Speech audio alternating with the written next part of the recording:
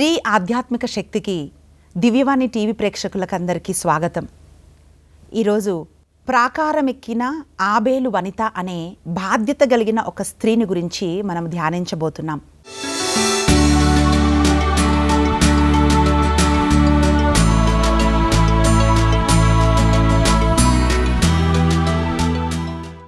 Responsibility is a greater developer అంటారు. బాధ్యత ఒక మనిషిని అభివృద్ధిలోకి నడిపిస్తుంది, అది బిల్డ్ చేస్తుంది, మనిషిని ముందుకు నడిపిస్తుంది. వి బ్లేమ్ అండ్ బికమ్ లేమ్ అంటారు. అంటే కుంటి సాకులు అంటుంటాం. ఒక మనిషి పని చేయకుండా సాకులు చెప్తూ ఉంటున్నప్పుడు దాన్ని కుంటి సాకులు అంటాం. అంటే ముందుకు వెళ్ళలేని ఒక మనస్తత్వము అని మనం చెప్పొచ్చు ప్రియులారా. బాధ్యత తీసుకోవటం ఎవరికి ఇష్టం ఉండదండి. అందరి బాధ్యతని మనం ప్రశ్నిస్తాం, కానీ వ్యక్తిగతంగా మనిషి బాధ్యత తీసుకోవటానికి ఇష్టపడరు. కానీ ప్రతి ఒక్క వ్యక్తి, చిన్నపిల్లల మొదలుకొని పెద్దవాళ్ళ దగ్గర వరకు అందరికీ ఒక్కొక్క బాధ్యత ఉందండి. పిల్లలు చదవనప్పుడు తల్లిదండ్రులు టీచర్స్ని అడుగుతుంటారు, ఏమండి మీ బాధ్యత కదా, మా పిల్లలు చదవటం లేదేంటి అని అంటాం. డాక్టర్స్ సరిగ్గా ట్రీట్మెంట్ ఇవ్వనప్పుడు మనం డాక్టర్స్ని అడుగుతుంటాం, ఏంటండి ఇది మీ బాధ్యత కదా, మీరు చూడాలి కదా అంటాం. అన్యాయం జరుగుతున్నప్పుడు పోలీస్ వాళ్ళని ప్రశ్నిస్తుంటాం, మీరు అన్యాయం జరుగుతుంటే మీరు ఎలా ఊరుకున్నారు, ఇది మీ బాధ్యత కదా అంటాం. ప్రభుత్వాన్ని పౌరులు అడుగుతుంటారు, ఇది మీ బాధ్యత కదా మమ్మల్ని కాపాడటము అని అంటుంటారు. పిల్లరా, పిల్లలు తల్లిదండ్రులను అడుగుతారు, ఇది మీ రెస్పాన్సిబిలిటీ, మీరు చేయాల్సిందే అంటారు. అలాగే తల్లిదండ్రులు పిల్లల్ని అంటారు, మీ బాధ్యత ఏంటి, మీరు చూడాలి కదా అంటారు. ఒక్కటేమిటంటే ప్రతి ఒక్క దాంట్లో, ప్రతి ఒక్క సంబంధంలో ప్రతి ఒక్క వ్యక్తి బాధ్యత కలిగి ఉంటారు. కానీ బాధ్యత కలిగి ఉండటానికి చాలామంది ఇష్టపడరండి. చాలాసార్లు మనము ఎక్స్క్యూజెస్ చెప్తూ ఉంటాం, సాకులు చెప్తూ ఉంటాం. కొన్నిసార్లు మనం అక్యూజ్ చేస్తూ ఉంటాం, నిందిస్తూ ఉంటాం. అంటే వాళ్ళ వల్లనే ఇలా జరిగింది, వీళ్ళ వల్లనే జరిగింది. మన బాధ్యత వచ్చినప్పుడు మనం సాకులు చెప్తుంటాం, నేను అందుకే చేయలేకపోయాను, ఇందుకే చేయలేకపోయాను అని మనం అంటుంటాం. పిల్లరా, ఈరోజు ఒక బాధ్యత కలిగిన స్త్రీ ఏం చేసిందో, ఆమె ఎట్లా ఒక ఆశీర్వాదకరంగా మారిందో మనము ధ్యానించబోతున్నాం. అది ధ్యానించడానికి ముందు ఆ బ్యాక్గ్రౌండ్ మనకు తెలియాలండి. 2 సమూయేలు గ్రంథము 20వ అధ్యాయం 1వ వచనంలో మనం చూస్తే ఆ బ్యాక్గ్రౌండ్ ఏంటి అని అంటే, దావీదుకి విరోధంగా దావీదు కుమారుడైన అబ్షలోము యుద్ధం ప్రకటించాడు. 2 సమూయేలు గ్రంథము 19వ అధ్యాయము ఆ చివరి వచనాల్లో కూడా మనం చూసినట్లయితే, అటువంటి సమయంలో దావీదు తన కుమారుడైన అబ్షలోమును జయించి తిరిగి వస్తున్న అట్లాంటి ఒక సమయంలో వాక్యం ఏం పలుకుతుందంటే, బిక్రీ కుమారుడైన షేబా అని పనికిమాలిన వాడొకడు, దుర్మార్గుడు ఒకడు ఇజ్రాయేలు ప్రజలని దావీదుకు విరోధంగా ఆయన చేశాడు అని వాక్యం తెలియజేస్తుంది. అంటే దావీదుతో మనకేం పాలు లేదు, ఇజ్రాయేళ్ళకి దావీదుతో మనకి ఏమి పని లేదు అని చెప్పి ఇజ్రాయేలు ప్రజల్ని పురికొల్పుతున్నాడు. అంటే యూదా ప్రజలు ఒకవైపు, ఇజ్రాయేలు ప్రజలు ఒకవైపు, వీళ్ళు ఎప్పుడైతే కలిసి ఉంటారో వాళ్ళని పరిపాలించడానికి దావీదును ఎంపిక చేసుకుంటే, ఈ షేబా ఏం చేస్తున్నాడంటే వీరి ఇద్దరి మధ్యలో విభజన కలగజేస్తున్నాడు, ఐక్యతని తీసేశాడు. ఆయన అంటున్నాడు ఇజ్రాయేలు ప్రజలతో, ఇదిగో దావీదుతో మనకేమి పాలు లేదన్నప్పుడు బాకావుది ప్రకటన చేయగా ఇజ్రాయేలు ప్రజలందరూ వాళ్ళ గుడారంలోకి వెళ్ళిపోయారంట. అప్పుడు దావీదు ఏమంటున్నాడంటే, తన అధికారానికే విరోధిగా నిలబడిన ఈ షేబాను గురించి తన సైన్యాధిపతులతో దావీదు అంటున్నాడు, అయ్యా నా కుమారుడైన అబ్షలోము చేసిన కీడు కంటే వీడు చేసిన కీడు ఎక్కువ గనుక వీడిని బ్రతకనివ్వకూడదు అని చెప్పి తన సైన్యాధిపతులకి దావీదు చెప్పాడండి. 2 సమూయేలు గ్రంథము 20వ అధ్యాయము 6వ వచనంలో మనం చూస్తే పిల్లలు, అక్కడ వాక్యం ఏమంటుందంటే, దావీదు మామూలు వాడు కాదండి. యుద్ధానికి ఒక్కసారి వ్యూహం పన్నితే ఎవ్వరు కూడా దావీదును జయించలేరు. అటువంటి దావీదు ఏమంటున్నాడంటే, ఈ షేబా ప్రాకారం కలిగిన పట్టణంలోకి కానీ ఒకవేళ చొరబడి దాక్కుంటే వాణ్ణి పట్టుకోవటం కష్టం కనుక ఆ పట్టణంలోకి చొరబడక ముందే పట్టుకోవాలని చెప్పి తన సైన్యాధిపతులకి ఆయన చెప్తున్నాడు. ఇది మనం 6వ వచనంలో మనం చదువుతున్నామండి. కానీ జరిగింది ఏమిటి అంటే, ఈ బిక్రీ కుమారుడైన షేబా ఆబేలు బెత్మక అనే ప్రాకారం గల పట్టణంలోకి చొరబడ్డాడండి. చొరబడినప్పుడు యోవాబు ఏం చేస్తున్నాడంటే తన సైనికులందరినీ తీసుకొని ఈ పట్టణము ప్రాకారం కలిగిన ఈ పట్టణం చుట్టూ ముట్టడి వేశాడండి.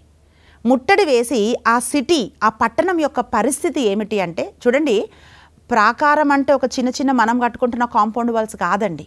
అవి పట్టణము బయటికి కనబడనంత ఎత్తుగా గోడలు కడతారు, అంత పటిష్టంగా ఆ గోడలు కడతారు. కడుతున్నప్పుడు సౌండ్ వస్తుందా రాదా తెలియదు కానండి, అది కూలుస్తున్నప్పుడు సౌండ్ వస్తుందండి. ఈ సైనికులందరూ ఏం చేస్తున్నారంటే ఆ పట్టణపు గోడలని, ఆ ప్రాకారాలని కూల్చి ఈ షేబాను పట్టుకోవటానికి ముట్టడి వేసి రాత్రింపగలు, డే అండ్ నైట్ ఆ ప్రాకారాలని పగలగొడుతున్నారనమాట. బాకాలు ఊదుతున్నారు. అయితే లోపలున్న పట్టణ ప్రజలు వాళ్ళ ప్రాణాలు గుప్పిట్లో పట్టుకొని ఉన్నారు. అంటే ఏ క్షణంలో ఏం జరుగుతుందని మరణ భయంతో వాళ్ళు లోపల ఉన్నారు పిల్లారా. బయట ఏమో బాకా నాదాలు ఊదుతున్నారు, సైనికులు గోడలు పగలగొడుతున్నారు, సైనికులందరూ ఆ చుట్టూ ముట్టేశారు, ముట్టడి వేశారు ఆ ప్రాకారాల చుట్టూ. అయితే పిల్లరా, ఆ ప్రాకారం లోపల ఎంతోమంది మగవాళ్ళు, యవనస్తులు, స్త్రీలు, పిల్లలు, తెలివిగల వాళ్ళు, బలాఢ్యులు అనేక మంది ఆ పట్టణంలో ఉండొచ్చండి. కానీ జరుగుతున్న దానికి అందరూ భయపడుతున్నారు. కానీ ఎవ్వరు నిలబడి ఏం జరుగుతుంది అని తెలుసుకోవటానికి ప్రయత్నించిన వాళ్ళు ఒక్కరు కూడా లేరు పిల్లరా. అటువంటి ఒక సమయంలో ఒక స్త్రీ ధైర్యంతో నిలబడ్డదండి, ఒక స్త్రీ బాధ్యతతో నిలబడ్డదండి. మనం ఉంటున్న స్థలాలలో అనేకమైన పరిస్థితులు జరుగుతున్నప్పుడు దానిని గురించి బాధ్యత వహించే వాళ్ళు తక్కువగా ఉంటారండి. ఏడ్చే వాళ్ళు ఉంటారు, నిందించే వాళ్ళు ఉంటారు, సాకులు చెప్పే వాళ్ళు ఉంటారు. కానీ బాధ్యత తీసుకొని నేనేం చెయ్యాలి, ఇలాంటి ఒక పరిస్థితిలో నా బాధ్యత ఏంటి, నా వంతు ఏమిటి అని ఆలోచించే వాళ్ళు చాలా తక్కువగా ఉంటారు. ఈ స్త్రీని మనం చూసినట్లయితే వాక్యం ఏం పలుకుతుందంటే 2 సమూయేలు గ్రంథము 20వ అధ్యాయము 16వ వచనంలో మనం చూస్తే పిల్లరా, వాక్యం అంటుంది, ఆమె తెలివిగలిగిన స్త్రీ, వివేకవతియగు వనిత అని ఆమెను గురించి మనం చూస్తున్నాం. ఒకే మాట అండి, ఆమె పేరు కూడా అక్కడ లేదండి. అయితే ఈ వివేకం కలిగిన స్త్రీ అని మనం చూస్తున్నప్పుడు, తెలివి కలిగిన స్త్రీ, యుక్తి కలిగిన స్త్రీ అని మనం చూస్తున్నప్పుడు ఆ ఒక్క మాట ఆమెను గురించి అనేకమైన విషయాలు మనం అర్థం చేసుకోవటానికి మనకు సహాయపడుతుంది పిల్లరా. తెలివి కలిగిన వాళ్ళు బాధ్యత కలిగి ఉంటారు, లేక బాధ్యత కలిగిన వాళ్ళు తెలివితో మెదులుకుంటారు పిల్లరా. ఈమెం చేస్తుందంటే అటువంటి ఒక పరిస్థితిలో నేను స్త్రీని కదా అని ఆమె అనుకోలేదండి. బయట ఉన్నది మామూలు వాళ్ళు కాదండి. వాక్యం ఏం పలుకుతుందంటే 2 సమూయేలు గ్రంథం 23వ అధ్యాయంలో మనం చూస్తే దావీదు సైన్యంలో బలాఢ్యులు, వీరులందరి జాబితా అక్కడ ఉందండి. ఒక లిస్ట్ ఉంది. ఆ లిస్టులో ఒక ముఖ్యమైన వ్యక్తే యోవాబు ప్రియులరా.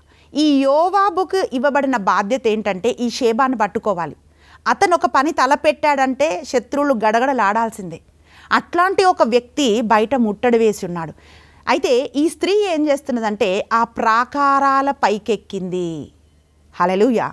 అసలు ఇది చదువుతుంటున్నప్పుడు ఎలా అనిపిస్తుంది అంటండి, అంత ధైర్యం ఎక్కడిది ఆమెకు అనిపిస్తుంది. పిల్లరా, ఆ పట్టణస్థులందరి తరఫున ఒకే ఒక్క స్త్రీ ప్రాకారం ఎక్కి నిలబడి చూస్తూ ఉంది. అక్కడంతా చూసి కామ్గా నిలబడి చూసి వెళ్ళిపోలేదండి. ఆమె ఏం చేస్తుందంటే, వాక్యం ఏం పలుకుతుందంటే 15 నుంచి మనం కింద వచనాలన్నీ మనం చదివినట్లయితే పిల్లరా, 15, 16, 17, 18 ఈ వచనాలు మనం చదివితే ఆమెను గురించి అనేకమైన విషయాలు మనకు అక్కడ అర్థమవుతాయి.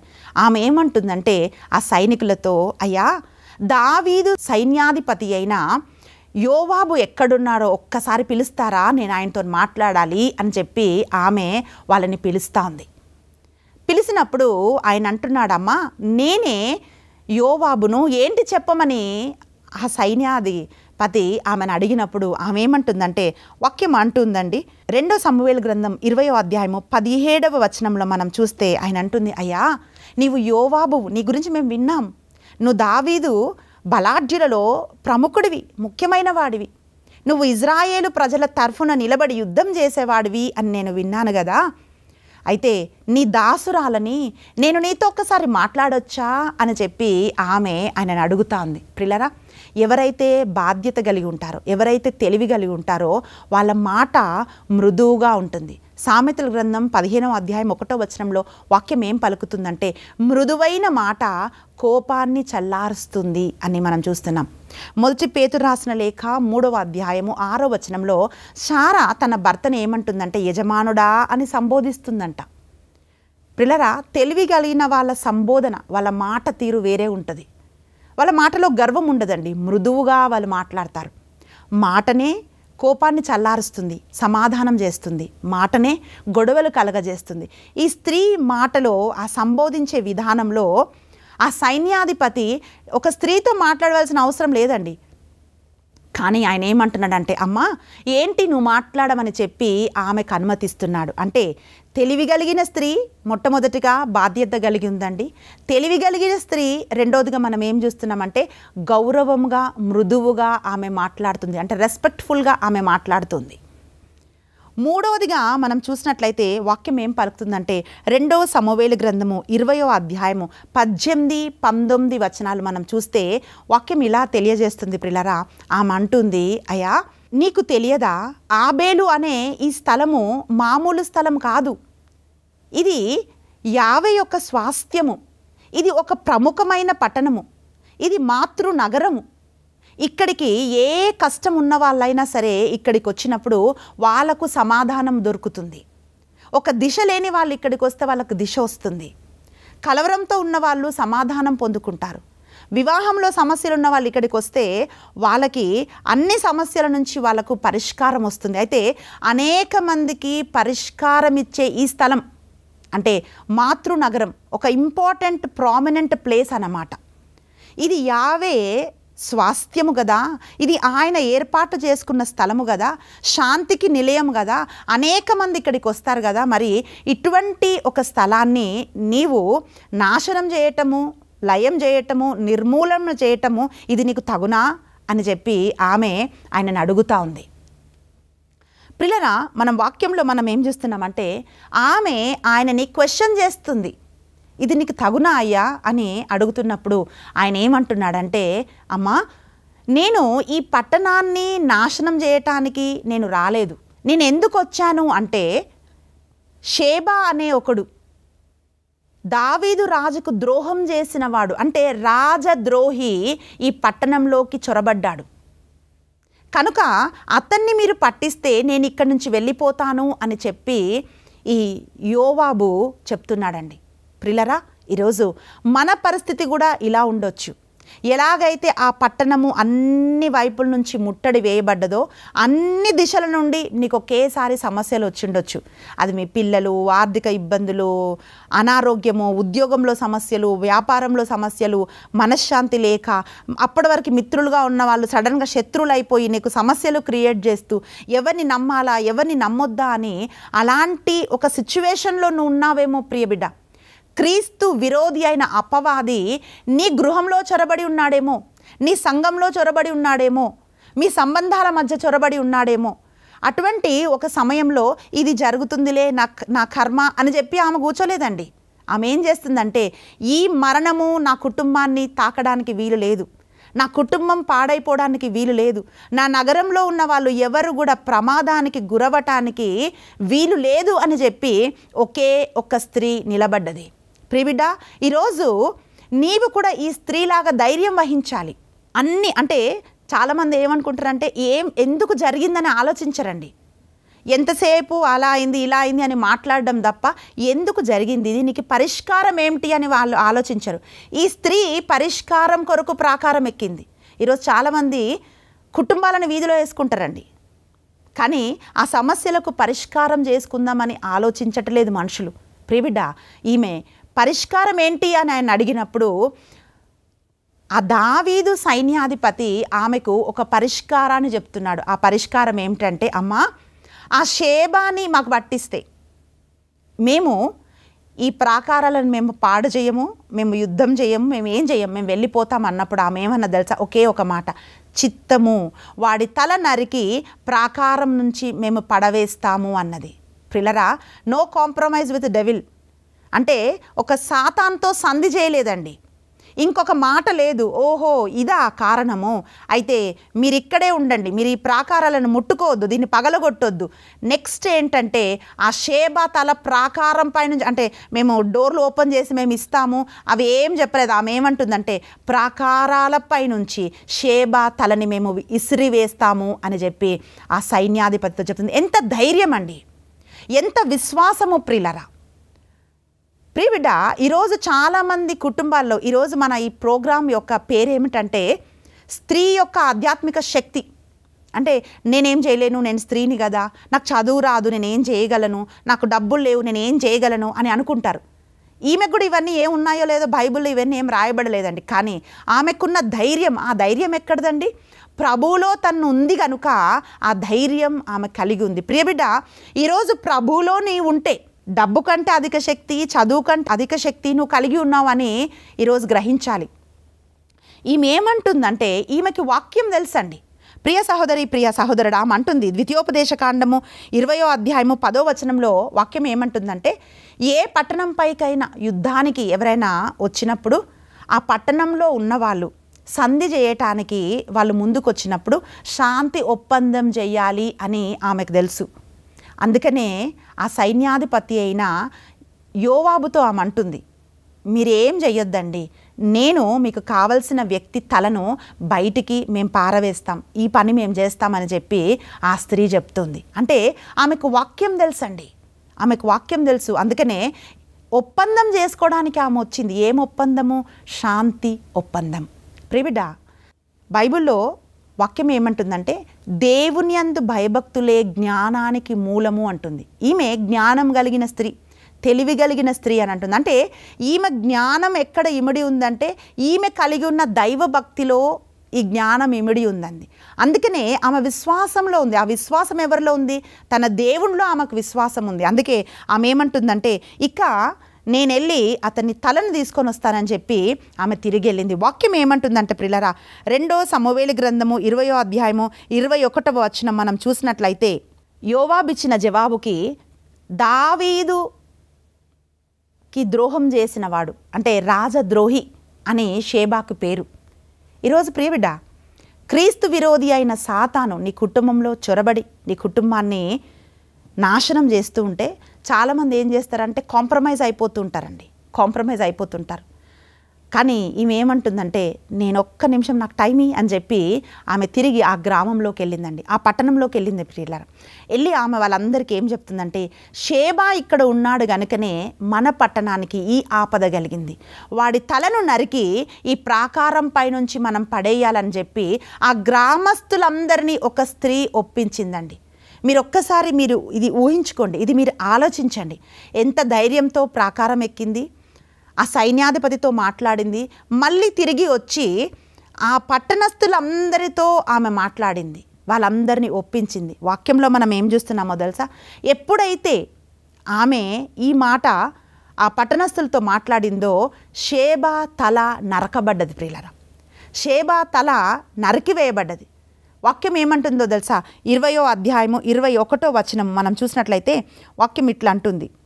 2వ సమూయేలు గ్రంథము 20వ అధ్యాయము 20-21వ వచనం మనం చూస్తే వాక్యం ఏమంటుందంటే, ఇట్లు చెప్పి ఆమె నగరంలోకి వెడలిపోయి తన తెలివితేటలతో పురజనులను ఒప్పించెను. ఎలా ఒప్పించిందండి? తెలివితేటలతో. తెలివి అంటే ఈ లోకంలో తెలివి కాదండి. ఈరోజు చాలామందికి ఈ లోకంలో తెలివి ఉంది, కానీ ఆ తెలివి కుటుంబానికి అట్టలేకపోతుంది, ఆ తెలివి మనుషుల్ని నడిపించలేకపోతుంది. ఈమె తెలివి దేవుని యందు తనకున్న జ్ఞానము అని మనం చూస్తున్నాం. తెలివితేటలతో పురజనులను ఒప్పించెను. వారు బిక్రీ కుమారుడైన షేబా తల నరికి గోడ మీద నుండి యోవాబు ఎదుటకి విసిరివేసిరి. హల్లెలూయా! మీరు ఒక్కసారి ఆలోచించండి. ఒక్క మాట ఇచ్చింది, ఒక్క క్షణం కూడా తడువు చేయకుండా వెనుకకు తిరిగి వెళ్ళింది, తల నరకబడ్డది, ఆ గోడపై నుంచి ఆమె విసిరివేసింది. ఇంకేం మాటలు లేవు, వచ్చి ఇదిగో నేను తల వేస్తున్నాను అని ఏం చెప్పడం ఏం లేదండి. ఓన్లీ నీకు కావాల్సింది ఇదే కదా, ఇది విసిరివేస్తుంది. ప్రియబిడ్డ, ఈరోజు వాక్యం ఏమంటుందంటే, సాతానుతో మనకు పొంతన లేదండి, సాతానుతో మనకు పొంతన లేదు. అందుకే వాక్యం అంటుంది, ఫలించని ప్రతి తీగ నరకబడాలి, అది అగ్నిలో వేయబడాలి. ఒకవేళ ఫలించని తీగలుంటే దానికి ఫలం రాదు అని వాక్యం పలుకుతాంది.